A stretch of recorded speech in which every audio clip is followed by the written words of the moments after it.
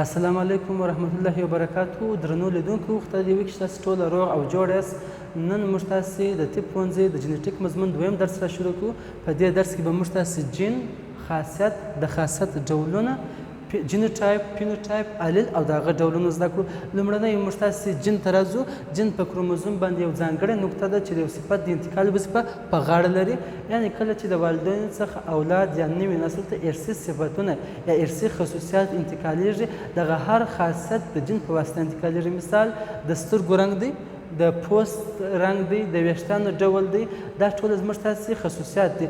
دغه خصوصیات چې کله د والدین څخه اولاد ته انتقالیږي د جین په واسطه انتقالیږي.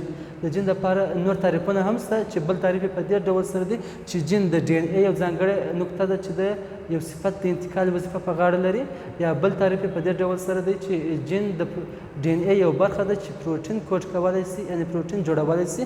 دا د جین لپاره تعریفونه شول. ورپسې موږ تاسې خاصیت ته راځو یا ټریټ چې په انګلیسي کې ورته ویل کېږي.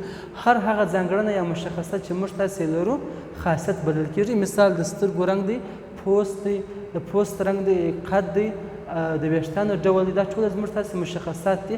همدغه مشخصاتو ته خاصیت ویل کېږي. خاصیت بیا پر دوه ډوله دی چې یو یې ډومیننټ ټریټ غالب خاصیت دی، بل یې ریزیسیو ټریټ مغلوب خاصیت دی.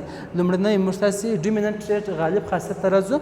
هغه خاصیتونه چې معلوم سي، یعنې کله چې د والدین څخه اولاد یا نوي نسل ته ارثي خاصیتونه یا ارثي صفتونه انتقالیږي، کیدای شي ځینې خصوصیات پر ښکاره سي. هغه خاصیتونه چې ښکاره سي هغه ته ډومیننټ یا غالب خاصیتونه ویل کېږي. دا بیا د انګلیسي الفبا په غټ تورو سره ښودل کېږي. ورپسې ریزیسیو ټریټ یا مغلوب خاصیتونه دي.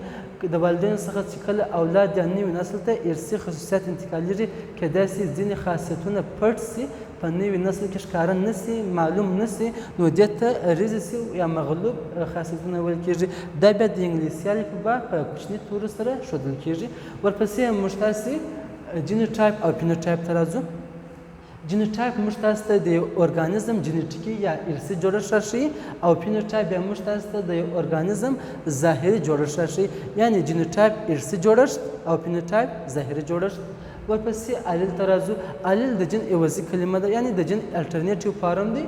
الیل بیا خپله پر دوه ډوله دی، یو هوموزایګوس الیلونه دي، بل یې هیتروزایګوس الیلونه دي. موږ تاسې هوموزایګوس الیلونو ته راځو. که د یو صفت دپاره دوه عین الیلونه راسي، دې ته هوموزایګوس الیلونه ویل کېږي. مثال دلته یوه ټي د پلار څخه راغلې ده، بله ټي د مور څخه راغلې ده، دواړه یو ډول دي، دې ته هوموزایګوس الیلونه ویل کېږي. ورپسې هیتروزایګوس الیلونه، که د یو صفت دپاره دوه مختلف الیلونه راسي، دې ته بیا هیتروزایګوس الیلونه ویل کېږي. دلته غټه ټي د مور پلار څخه راغلې ده او کوچنۍ ټي د مور څخه راغلې ده، دواړه مختلف دي، دواړه الیلونه مختلف دي، یو شان نه دي، نو دې ته هیتروزایګوس الیلونه ویل کېږي. دا زموږ تاسې د جینیټیک مضمون دویم درس و. په دې درس کې موږ تاسې جین، خاصیت، جینوټایپ، فینوټایپ، الیل او د هغه ډولونه زده کړل. انشاءالله دا درسونه به ادامه لري.